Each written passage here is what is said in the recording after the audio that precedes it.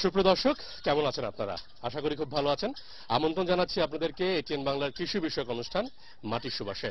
সাথে আছি আমি কৃষিবিদ সাব্বির সজীব।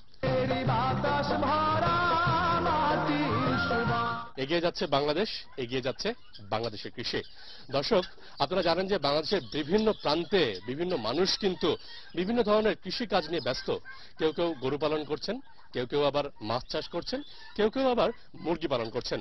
তবে নতুন নতুন বিষয় নিয়ে অনেকেই কিন্তু বাজিমাত করতে চাচ্ছেন। অর্থাৎ আমাদের বাংলাদেশের বিভিন্ন প্রান্তে অনেকে নতুন নতুন বিষয় শুরু করতে চাচ্ছেন, নতুন নতুন বিষয় কৃষিতে অন্তর্ভুক্তি করতে চাচ্ছেন। এমন একটি বিষয় আপনাদের সামনে আজ তুলে ধরবো। আজ আমরা টার্কি পালনের বিভিন্ন দিক আপনাদের সামনে তুলে ধরবো।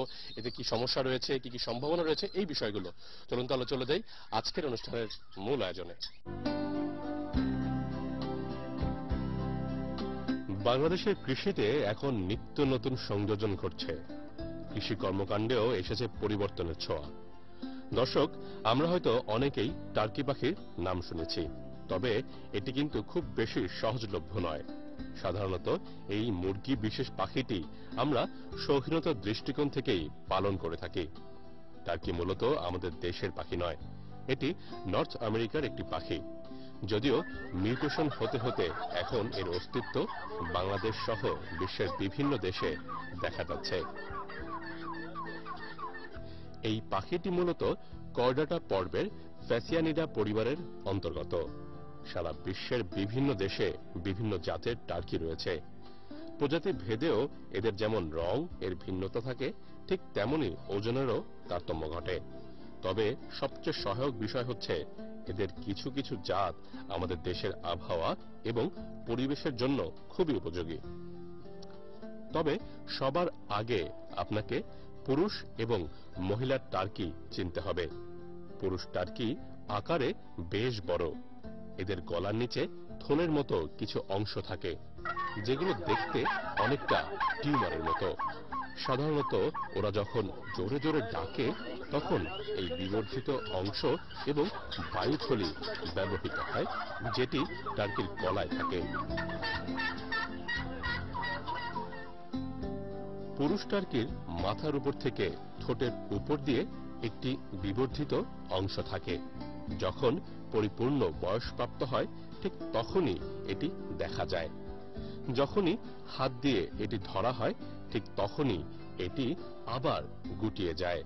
তবে বাচ্চা অবস্থাতে যখন এর বয়স প্রায় 3 মাস হয় তখন চেনার উপায় হচ্ছে গলার নিচে হালকা ফুল অংশ বিশেষ। প্রাপ্তবয়স্ক টার্কি মাঝে মাঝে আবার শরীরের পাখনা ফুলিয়ে রাখে এবং পিছনের পাখনা ছড়িয়ে রাখে, অনেকটা ছোট ময়ূরের মতো দেখতে লাগে তাদেরকে। আর মহিলা টার্কির এগুলোর কিছুই থাকে না, আকারে পুরুষের তুলনায় বেশ ছোট এরা। সাধারণত টার্কি দুই ভাবে পালন করা হয়। একটি হচ্ছে ঘরের মধ্যে বদ্ধ অবস্থায়, আর আরেকটি হচ্ছে খোলা জায়গায় মুক্ত অবস্থায়। ঘরের মধ্যে বদ্ধ অবস্থায় পালতে হলে খেয়াল রাখতে হবে যাতে পর্যাপ্ত পরিমাণে আলো বাতাসের ব্যবস্থা থাকে। তাছাড়া টার্কিকে নিয়মিত সবুজ খাবার ও দানাদার খাবার দিতে হবে। সবুজ খাবার হিসেবে কচুরিপানা বা হেলেঞ্চা দেওয়া যেতে পারে, যা ধারালো কিছু দিয়ে কেটে কেটে টার্কিকে দিতে হবে। টার্কির মোট খাবারের 50% এই সবুজ খাবার দিতে হবে। সাধারণত এই সবুজ খাবার, যেগুলো হচ্ছে কচুরিপানা বা হেলেঞ্চা, এগুলো কাটার পর জীবাণুনাশক দিয়ে ধৌত করে নিতে হবে, তারপর পাখিকে দিতে হবে খাওয়ার জন্য। টার্কি পালনের ক্ষেত্রে নিয়মিত সুষম খাবার দিতে হবে। যদিও এদের বেশ কিছু প্রজাতি শুধুই শাকসবজি খেয়ে বেঁচে থাকতে পারে, তবে বদ্ধ অবস্থায় পালতে হলে টার্কিকে সুষম দানাদার খাবার দিতে হবে।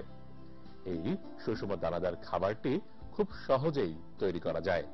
এই খাবার তৈরি করতে ফিড, যেই খাবারটি আমরা পোল্ট্রি ফিড হিসেবে ব্যবহার করে থাকি, আরো দরকার ধান, গম ও ভুট্টার মিশ্রণ। তারপর সম পরিমাণে ধান, পোল্ট্রি ফিড, গম ও ভুট্টার মিশ্রণ একত্রে মিশিয়ে এই সুষম খাবার তৈরি করতে হয়।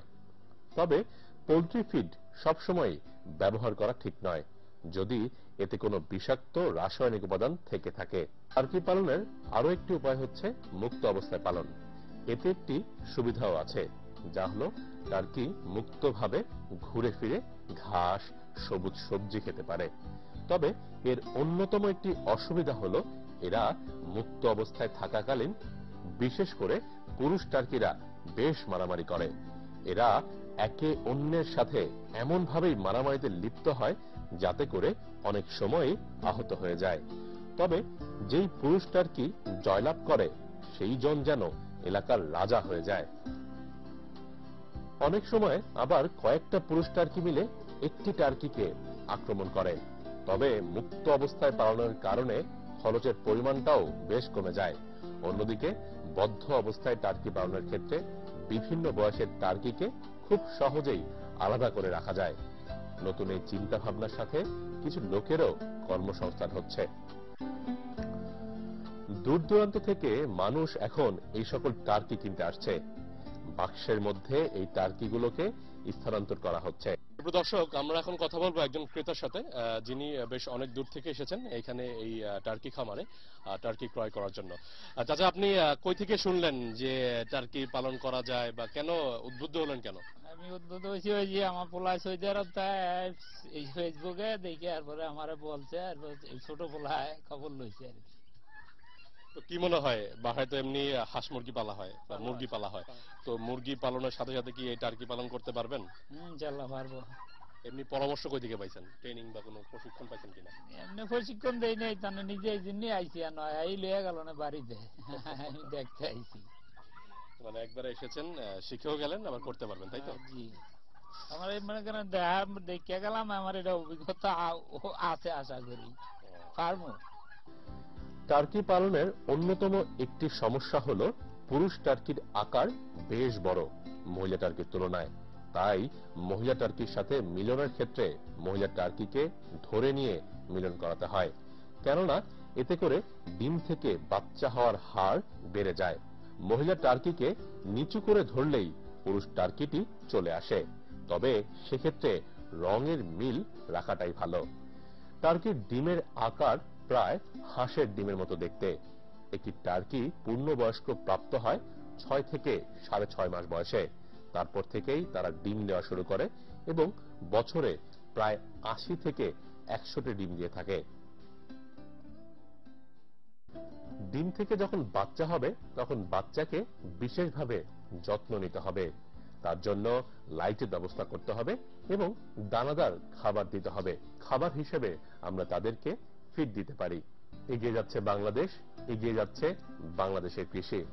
বর্তমান সময়ে নিত্য নতুন ধারণা সত্যিই বাংলাদেশের কৃষির রূপ পাল্টে দিতে চাচ্ছে। তবে আমাদের এই নতুন ধ্যান ধারণাকে খুব নিবিড়ভাবে বিশ্লেষণ করতে হবে এবং এর কি সমস্যা রয়েছে, এর কি সম্ভাবনা রয়েছে, সেগুলো খুঁটিয়ে দেখতে হবে। তাহলেই এগিয়ে যাবে আমাদের দেশ, এগিয়ে যাবে সোনার বাংলাদেশ।